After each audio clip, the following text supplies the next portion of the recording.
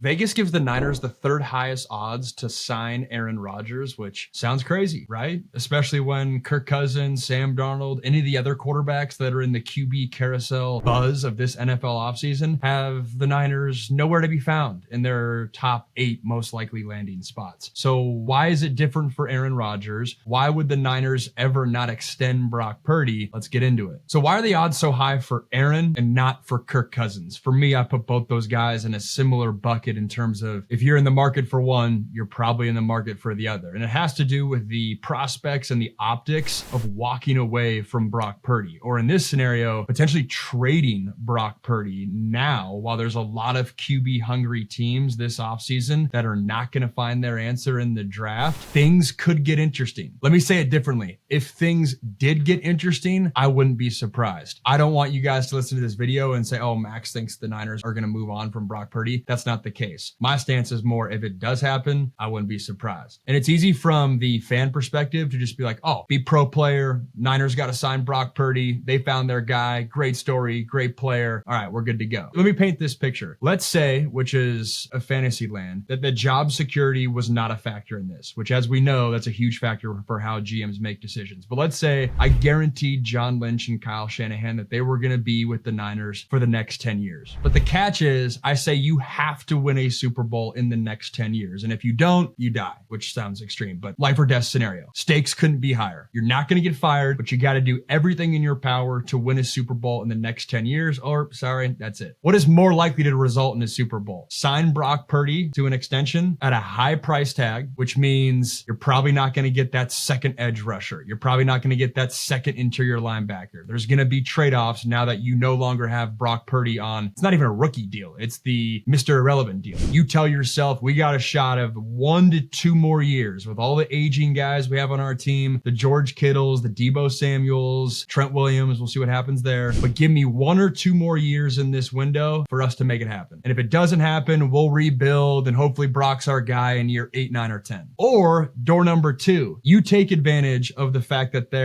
when I count, there's 14 teams in the NFL right now that could potentially make a quarterback move this offseason. That's crazy. That's almost half the league. You take advantage of this right now and you trade Brock Purdy to one of these desperate teams with the understanding that you're like, you know what? Brock is not going to be the guy to get us to a Super Bowl. Instead, you get Aaron Rodgers on a value contract. He'd probably play for free for a shot to win a Super Bowl with the roster and the staff that the Niners have. You're able to sign other pieces around him. You give yourself a shot in 2025 to make a run at things. And if the wheels fall off, you trade your aging players for assets. And then mentally you tell yourself, hey, I'll see you in year 5, 6, 7, 8, 9, 10. Because for the dudes on their team, Leonard Floyd, George Kittle, Christian McCaffrey, Nick Bosa, Brock Purdy, like we talked about. If you're telling yourself, I got to get ahead of it, reminds me of the Boston Celtics with their big 3 and Rondo, where at the time it was crazy that they were trading all their guys to the Nets. But turns out history said they got ahead of it before their guys really tapered off. What's a more likely scenario for you to win a Super Bowl? I could craft a video. You could craft an argument that the door number 2 of give Aaron Rodgers a value contract, build even more pieces around him, give yourself a run of 1 to 2 years to try to make a Super Bowl in the NFC, what's not the AFC, where you're having a battle with Josh Allen and Patrick Mahomes and Lamar Jackson. Cleaner path. And if it doesn't work, well, we'll rebuild for the future and I'll see you in years 6, 7, 8, 9, 10. Again, I don't think that's likely, but if you're John Lynch sitting in your office, those are the decisions that you have to assess. I mentioned some of those names, but Leonard Floyd, 32 years old, George Kittle, 31, Christian McCaffrey, 28-year-old running back, Nick Bosa, 27, fine, Brock Purdy, obviously young at 25. For context on Brock Purdy, entering the final year of his rookie contract in 2025, they could franchise tag Purdy for the 2026 season, the year after. That would be fully guaranteed, and that contract would likely exceed $40 million a year. The Niners historically have been a team that does not sign contracts earlier than they have to. We all went through that last offseason with Brandon Ayuk, but if they wait and he has a great 2025 season, that'll drive his stock up even more, his price tag up even more. And the longer you wait, the more opportunity there is for other quarterbacks to sign a deal of their own, which then if